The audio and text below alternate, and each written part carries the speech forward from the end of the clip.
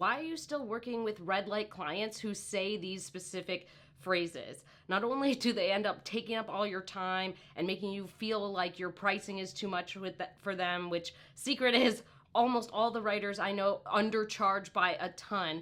But continuing to work with these clients just normalizes all these things: this bad treatment, the disrespect, the lack of focus on your goals or the things that you are working on in partnership in your business. So we're going to go over not only the 5 phrases to avoid, but I'm going to give you scripts on what to say if you want to avoid these clients, or if you already have a contract with them, how to kind of handle it if you still want to finish up that contract or make sure you get paid. So we're going to go through these one by one. I'm Mandy Ellis, and I help writers build high earning businesses that they adore without all the stress and overwhelm.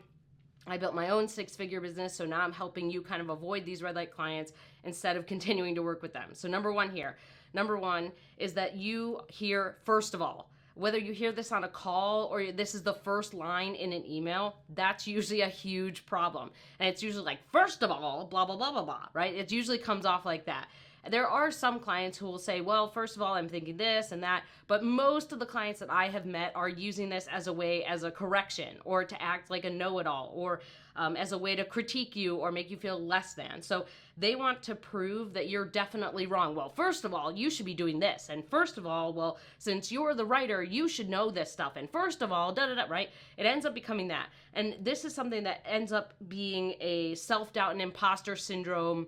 It's like fire, it's like fire to that. So you start feeling worse about yourself, and you start feeling like you should just not be a writer, or you're not very good at your job, or that clients know more than you. And most of the time when you get this, it's someone who is just not the right fit. They're not a really good client.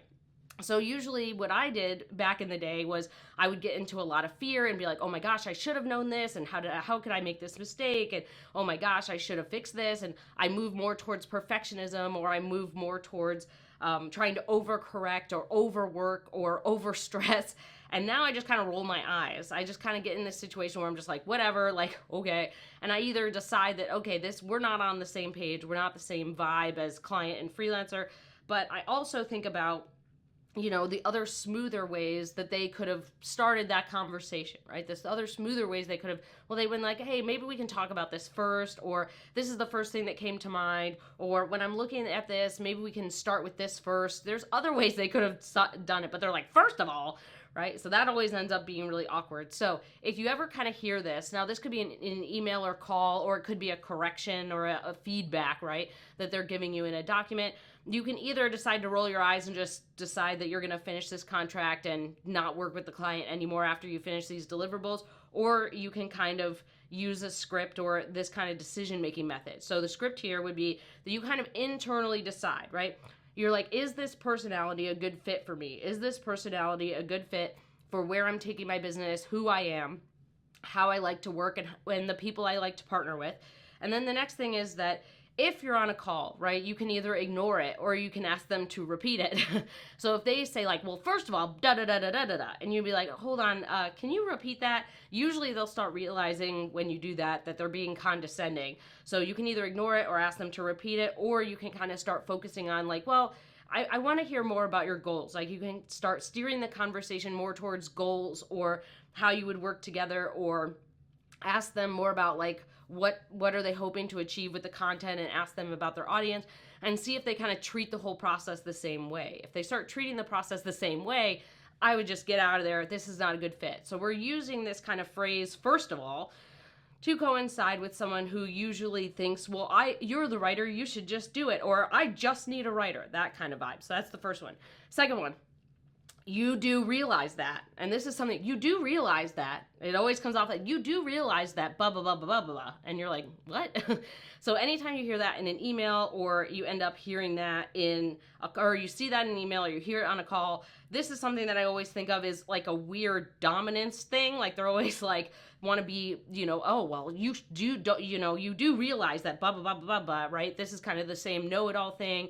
It is, basically some condescension that's like, you dumb, you should have already known this, right? Without having any curiosity or interest or working together and figuring it out together. They're just like, giving you the old finger wag. So for me, it's always an issue of pushing blame too. So a lot of times when you hear you do realize that, that ends up being like, well, the blame is now on you because you should have figured this out. You should have known this thing. You should have pre-planned, right? Without any information from them. This is why we're avoiding it. But if you are in a contract with them, you kind of want to try to start over. If you have a contract with them, or you're like, hey, wait a minute, this is weird vibes, but let's see if we can start over. I would just kind of start with, oh, well, I didn't realize this, and maybe we should think about that. So anytime you're getting kind of like those vibes where you're like, well, you're the writer, you should just know that, right? This is something that when you're in a partnership with a good client, they will not make you feel that way. They'll be like, oh, well, maybe I misspoke, or maybe we, didn't connect that, the right blocks together, right? Your client will take some kind of accountability and responsibility if they're a green flag client. But red light clients will just try to dump the blame on you, right? So they're like, you do realize that our goal was da-da-da-da-da-da, or you do realize that, like, you should be using the blah blah blah comma because it does it, right? Like it's this weird thing. So whenever you deal with this, for me, I just most of the time I try to ignore it, and I'm just starting to get the vibe. I always talk about this with my Wealth Lab students, that this is like a burnt toast smell. Like you smell it and you're like, ugh, like we got to get out of here, like something's wrong.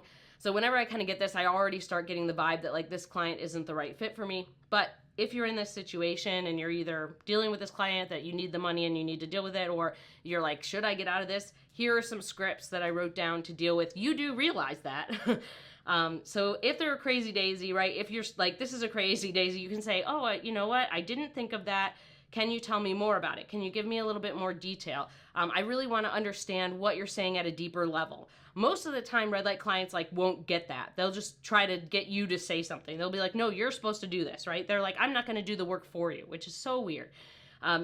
You want to decide from what they're saying to that. Like, I didn't think about that. Can you tell me more? Because I really want to kind of understand this at a deeper level, right? You could say that.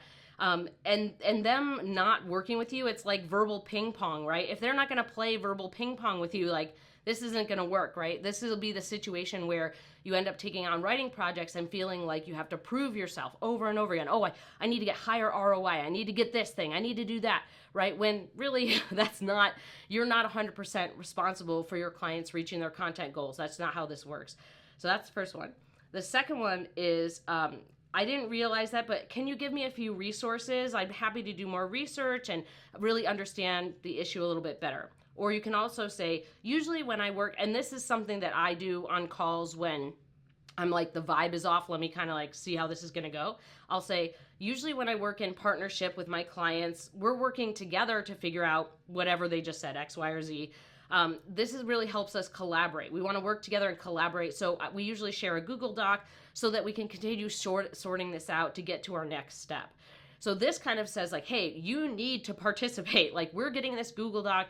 This is how we work, whatever. And their reaction to that will tell you a lot about whether you should continue working with them, how their feedback is going to be, if you should just hop off the call and be like, this is not a fit. But when you tell them, like, usually I'm working in partnership, right? We're figuring this out together. We're working towards our next step. We're collaborating in the Google Doc. We're moving to our next step together, right? Then that kind of really susses out which clients you should avoid and which ones just kind of maybe stuck their foot in their mouth a little bit. So that's another good one. Another script here that I really like is if you just realize most of the time you're just like, nope, I'm out. You can say, it sounds like we're not on the same page about your content goals or whatever the topic is you're talking about.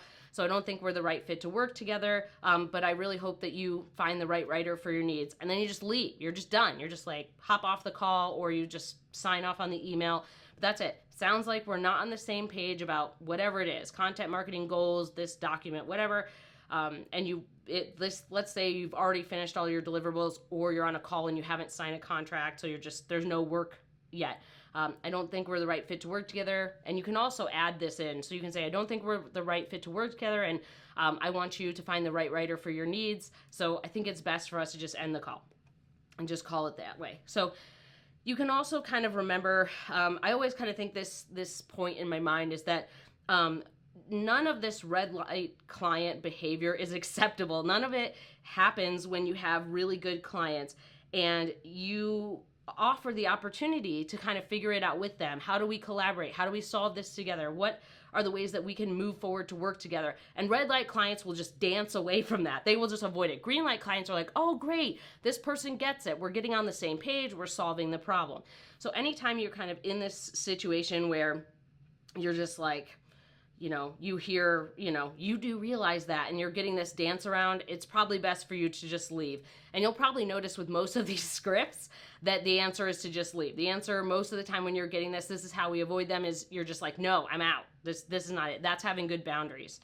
But I also want you to kind of understand that if you are in a situation with a certain contract with a client who you've figured out is red light, red flag, these are some things that we can say, right? I'm giving you a bunch of different types of things to say to either deal with it or avoid it. Number three, I'll know it when I see it. This one I heard for years. I heard this for years. I have maybe heard it once in the last couple of years, which is really nice. But anytime I hear I'll know it when I see it, I usually run away. I'm just like, I'm done. And you should run away too. And here's why. You can't hit an invisible target. So when someone says, I'll know it when I see it, and then you say, hey, can you send me examples of that? They're like, no, you're the writer. You figure it out. Run away. Run away. You cannot hit this invisible target. You can't get anywhere near the goalpost with no information from them. So this for me is always this kind of like cruel and unusual punishment of freelance writing. So they're like, well, I'll know it when I see it. And now the cruel and unusual punishment is like, you're out on this boat alone. And they're like, just figure out how to get back to that island over there. And you're just like, what? So this is kind of this confusing situation where you often turn in your work and you get a ton of edits, a ton of feedback. You end up with 57 revisions. This is something that I think a lot of writers miss. They're just like, oh, they'll figure it out once they see it. Like, I'll just do a perfect job and they'll love it and we'll move on. Not understanding that that's not how this works. They have no idea what they want, and it doesn't matter how many different versions of something that you send them. That's not going to help them. So what you can do in this situation is ask for examples from them, which they rarely ever show you, right? They'll rarely ever send you examples because they'll know it when they see it. What you need to do if they won't send you examples of things they like is you need to get examples that you like and send it to them. Hey, I like this article. Is this kind of the direction you want to go? Here's 3 or 5 other examples of things. Are any of these in the direction that you want to go? And hopefully they'll be like, oh yeah, this is exactly what I was looking for. Thanks for finding that. And then we can kind of move forward.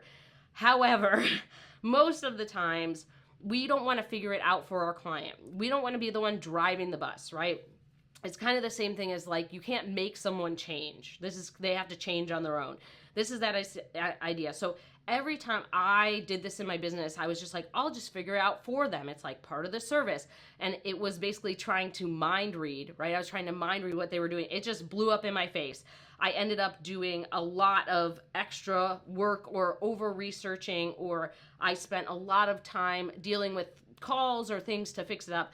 Now, I've never done a ton of revisions. Like, I know some people who have done like 10 or 20 revisions. I've never done that many. I've done, I don't know how many, maybe 4 or 5 might be the most I've done. But it was just a lot of effort and unpaid work. And it was a lot of me trying to do as much as I could to prevent the client from doing any work on their own. So I really want you to think about this. I'll know it when I see it. That means they don't have any goals for the content. They don't have any direction. We don't have style or tone.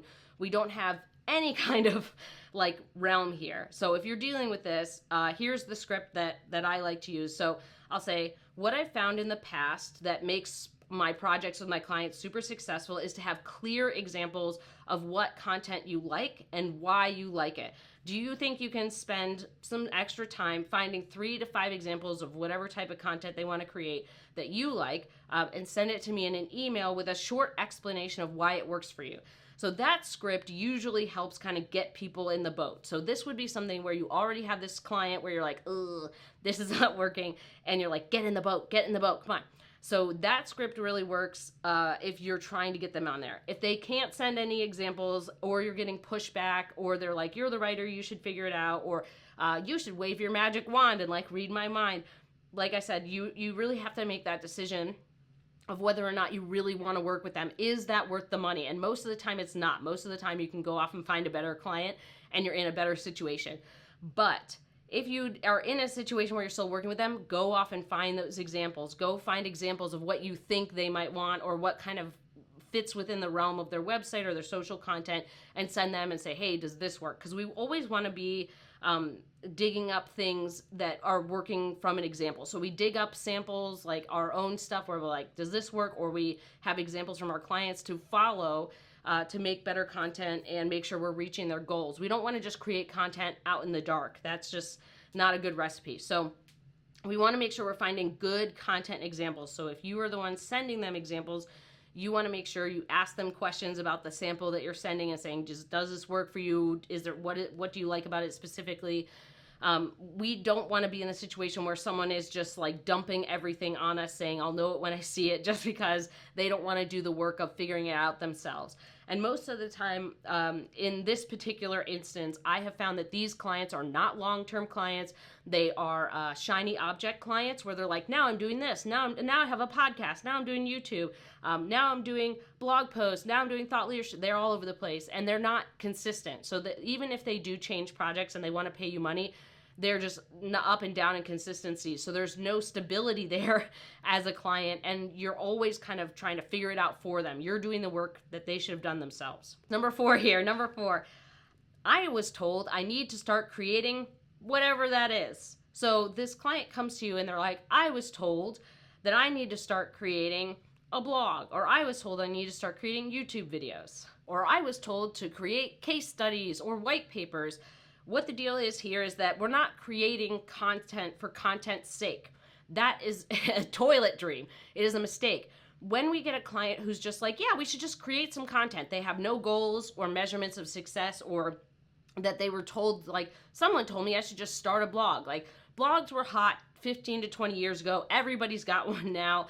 They're late to the party. If they're that late to the party on blog posts, like, we have a problem. Now, the caveat is, like, if they're a startup and they're first starting their business and then they start a blog, different story. But if it's a business that's been around for quite some time and they're like, no, we should start a blog, they probably don't know anything about their audience or what their audience reads or why they care. So we want to make sure that we're not just like going forward with someone who's like, yes, I just need to start creating this content, and like magically leads and sales will come in and likes and clicks and shares and subscribers and downloads.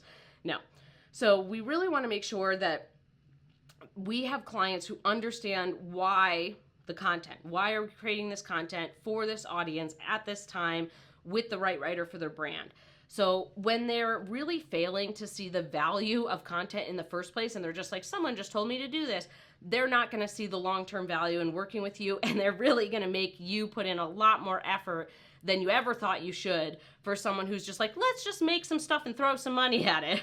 The money is nice, but like I said, there's always another client who is willing to work with you and pay your rates and do great stuff. So you want to make sure that all of the clients, no matter when you're emailing them or first talking to them on a call, that they have specific reasons. Why are they creating the content? Metrics of success, reasons why this type of content versus this other one. We want them to, explain who their audience is and how this whole ecosystem works together. So we want to make sure that it's not just content for content's sake, because that just contributes to all of the jazz noise out there, all that unorganized jazz noise. And really, for us to get results for our clients, we all have to be aligned on these goals, and we all have to be rowing, right? We all have to row together. And I feel like this kind of idea it just falls apart really fast. Someone starts realizing, 3 months in, that they're just throwing money at a problem, and then they end your contract abruptly, or they never really get on the same page, and they also don't want to pay good rates because they're like just trying it out. We want someone who is serious as a client and serious about their goals and serious about moving forward. So the script here, this is what I say. I'm wondering if that type of content resonates with your ideal clients or your ideal audience. Was there another person or someone that you looked up to, or someone in your niche or working with the same target audience or clients creating a type of content that you feel like works really well? So we want to go in there and ask them specific questions to get some information. So this is something where like you've already signed something and you're trying to suss it out, or you're working with this client and it's become a nightmare. We're trying to hone them in. Now, if you're trying to avoid them, I would ask this on the call or your initial email. My favorite thing is to get on a call, because it's really easy to suss out who's the right fit, personality-wise, work-wise, goals-wise. Are they doing other things? Are they actually paying attention on the call? The call makes it a lot easier. And the more calls you do, the better spidey sense. And this is something I talk about with my Wealth Lab students. The better spidey sense you get about how to actually move forward with your clients. And if you're on your calls and you want some more questions, you want some more things to ask, I would grab my free seasoned veteran cheat sheet that has a number of questions you should ask on your initial client calls to make sure you're connecting with the right clients.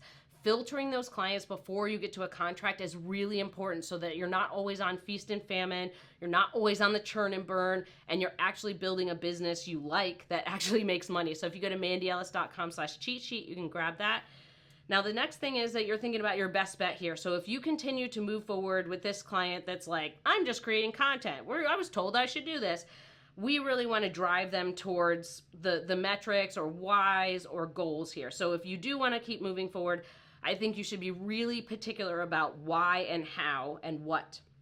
So why this type of content, what pieces, like what are the goals, and then who is it for, right? Why, what is the audience kind of deal. So we want to make sure that we're getting them on track.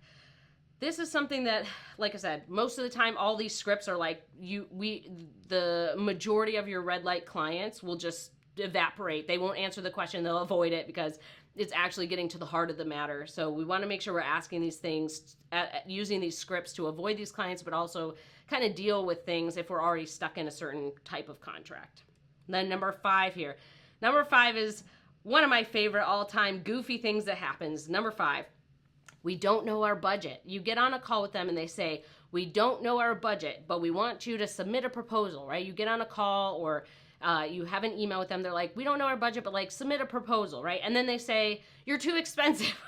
It's like the dumbest thing ever. This is not you. You are not too expensive. This is them. This is all the time them. You can't say, we don't know our budget and now you're too expensive. That makes no sense. But I always think of this question. How can you be too expensive for a non-existent budget? How can you be too expensive for a non-existent budget?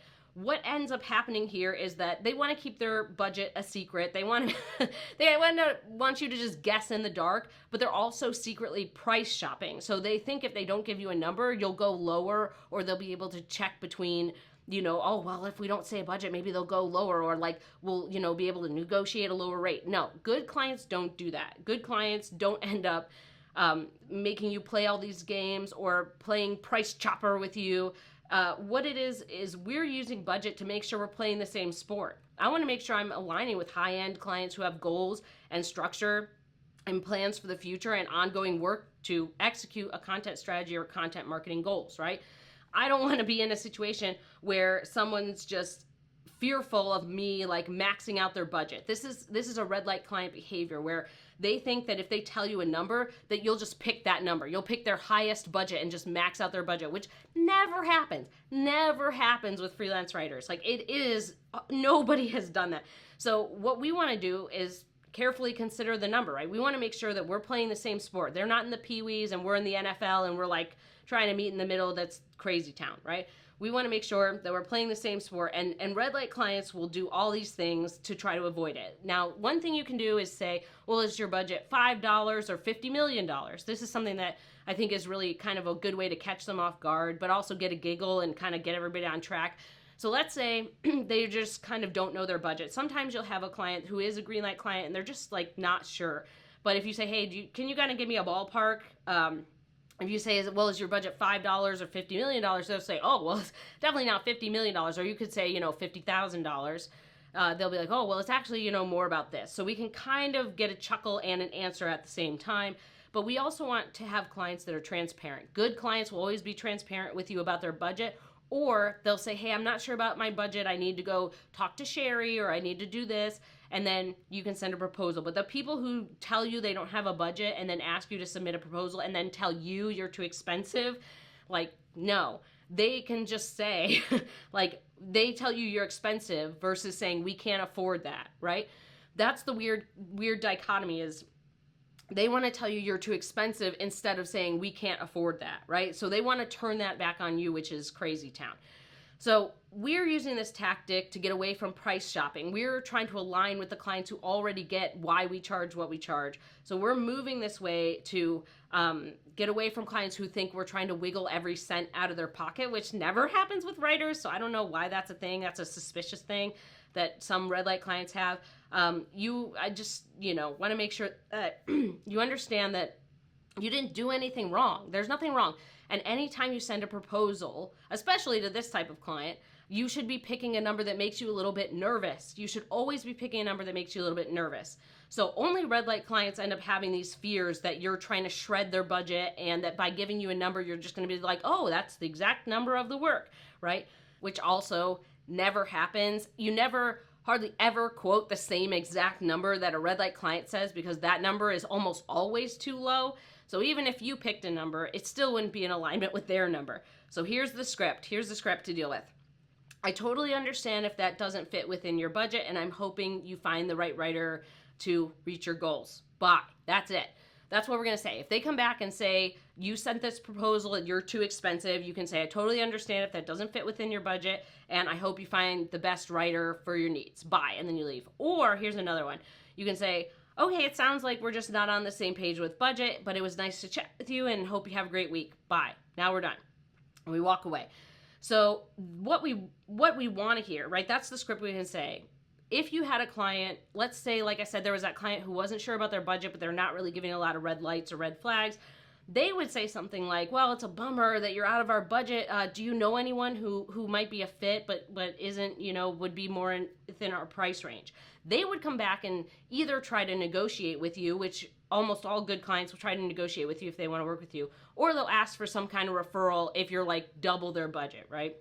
So this is something that I think a lot of writers miss, that they think that just because they don't have a budget, or there's a lot of times where people just aren't sure, they're kind of getting into it, and they start realizing like they really like working with you, or they want to work with you, and they just don't have the right, you send the proposal and they're like, man, that's not a fit for us. They will come back and let you know. They will say, hey, can we negotiate this? Or is there anyone else that we can work with who, is like you, but, maybe is more a fit within our budget? There's always some other path. Red light clients like put it all on you, like you're the problem. Now, the other thing that you can say, I have a couple other scripts in here. If you just want to be like, I'm out, I'm out. You can say, when I've worked on other projects in the past, this is what I've charged, and I totally understand if that doesn't fit within your budget. Hope you find the right writer and have a great week. Bye. We're done. We're to the point and we're out of there. So you're making the boundary that like, hey, this is like what I've charged in the past. I'm not too expensive. This is what I've charged in the past. Other clients have paid it, right? Like you're like, this is what makes sense. Totally understand if it doesn't work for you. I'm out. You can also say, totally understand if it doesn't work for you, but if your budget changes, feel free to reach out. That's a situation that if you wanted to leave the door open, which rarely happens, but every once in a while, maybe 1% of the time, you'll want to leave the door open with a client who maybe is just getting started, like a Series A startup, and they just don't have the budget, but they seem like a bunch of great people. You could leave the door open. Totally understand if that doesn't work for your budget right now, but if your budget does change, feel free to reach out. And I feel like there's another piece that we can do here. So if you do have a client who, let's say, is a Series A, or they just don't have the right revenue right yet, or they're growing, you can ask them, is there a specific number that makes sense for your budget? It sounds like we'd work great together, and if price is the only major roadblock, I'd love to know more about your thoughts on budget.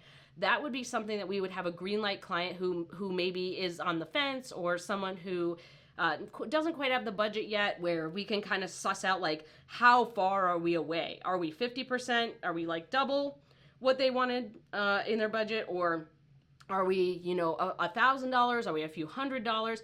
Sometimes clients will think that if you're like $200 more, that they're like, oh no, like we can't work with them, and that might be something where you're willing to negotiate that. So if there's someone where you're kind of working with a green light and you're getting those green lights and it's just, kind of a mismatch, and you really want to kind of suss that client out, I would ask them about the specific number, right? I would go in with that script, because then you can kind of make sure that you're getting more information about where they're at in case you want to follow up with them later on when they have more money.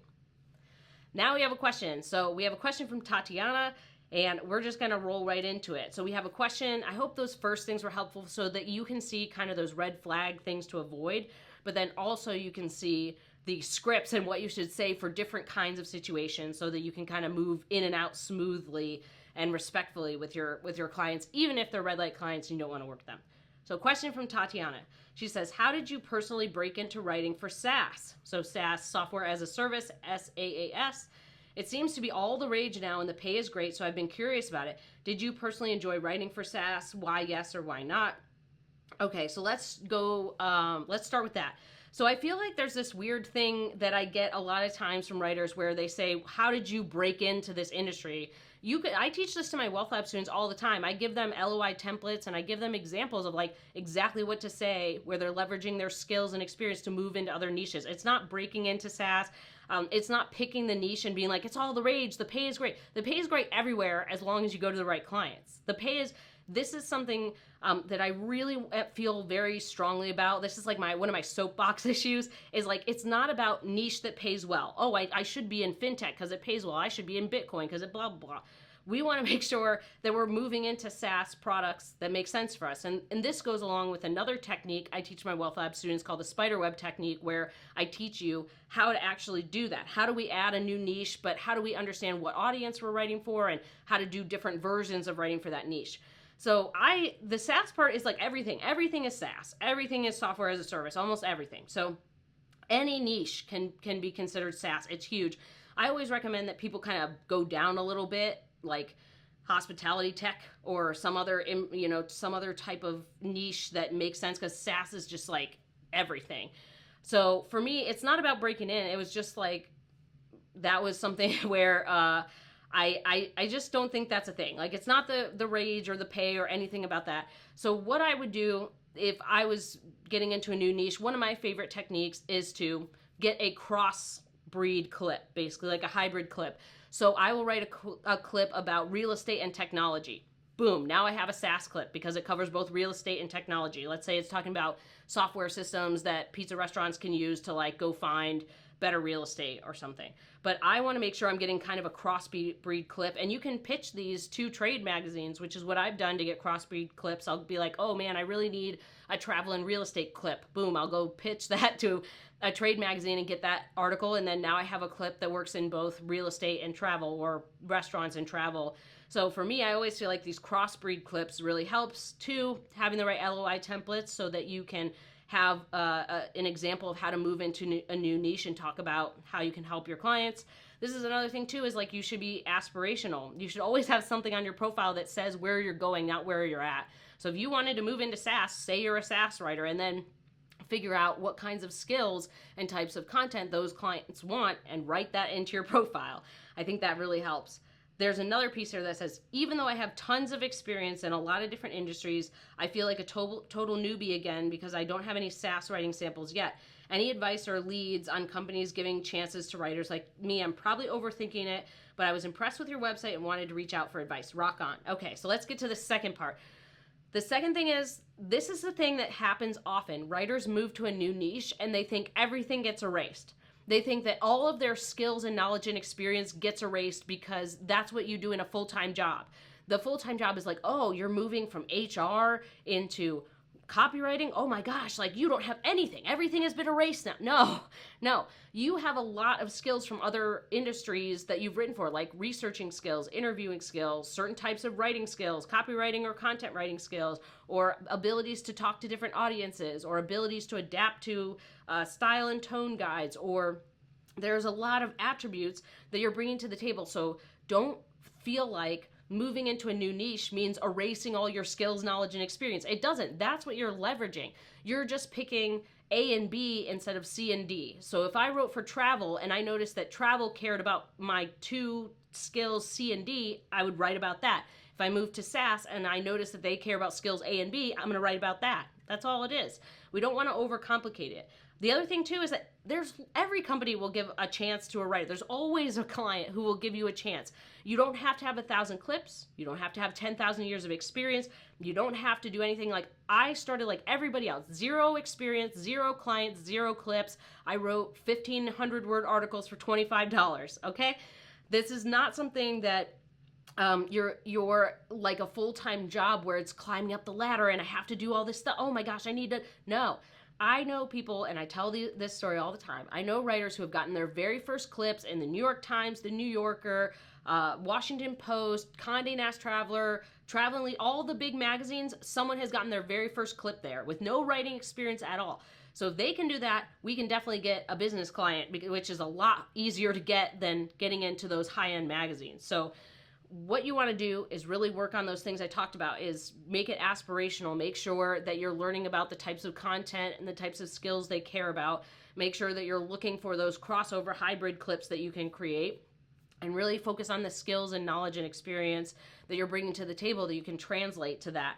So I really don't feel like people and writers should hold themselves back because you have to reach a certain level of clips or clients or experience. There are lots of clients out there who need your help, and they will give you a chance. There's my dad, my dad used to tell me, like, even a blind squirrel finds a nut. So when I wanted to give up on my business many times, I would tell myself, even a blind squirrel finds a nut. Like, some client is going to say yes, as long as my LinkedIn website are doing what they're doing, as long as I'm sending my LOIs, my letters of introduction, as long as I'm doing everything I can under my control. Even a blind squirrel finds a nut. Someone's going to give you a chance. And there's a lot of people who will give you a chance. I think writers just feel very small. So they feel like their world is small and their chances are small. And that's just not the case. So I hope that this kind of helps. I hope it helps you see how to avoid these red light clients, how to deal with the red light clients once you're in the contract, how to suss out a few green lighters that are in there. We'll go over more about green lights and six-figure clients later on. But I hope that this helps you, and I hope it helps you see that you can move into niches, you can move into new types of work with new types of clients, and take your stuff with you. You don't just erase your whole self when you move to a new niche. That's just not a thing. You get to bring a lot of skills and experience with you. So I hope this was helpful, and I will see you in the next video.